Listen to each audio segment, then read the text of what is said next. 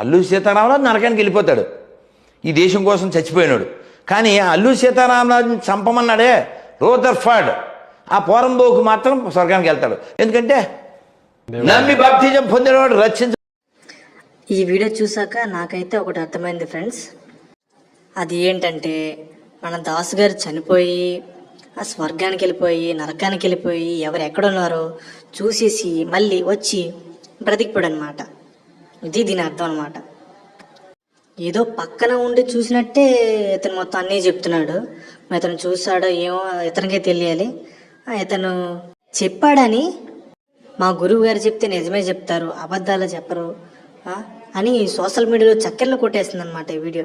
సరే మనం ఇప్పుడు చూద్దాం బైబిల్ ప్రకారంగా ఎవరు ఎక్కడికి వెళ్తారనేది ఇప్పుడు చూద్దాం. క్రైస్తవులకి ఇవ్వబడిన ఆజ్ఞలలో ఇది 6వ ఆజ్ఞ అనమాట.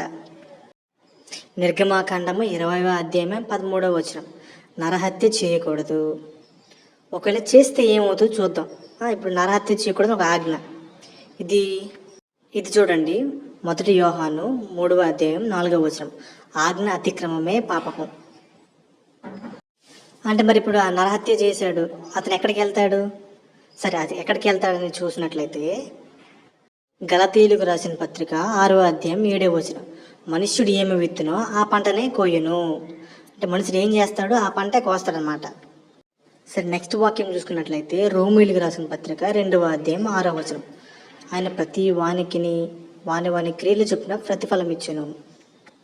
దీని అర్థమైందో మనం చూసుకున్నట్లయితే ఆ నమ్మి బాప్తీసం పొందుకున్నంత మాత్రాన స్వర్గాన్ని ఇచ్చాను కానీ వాని క్రియలు చొప్పున ప్రతి ఫలము మనకి ఇస్తాడనమాట దేవుడు. అంటే నువ్వు ఏం చేస్తావో దాన్ని పొందుకుంటావు అనమాట.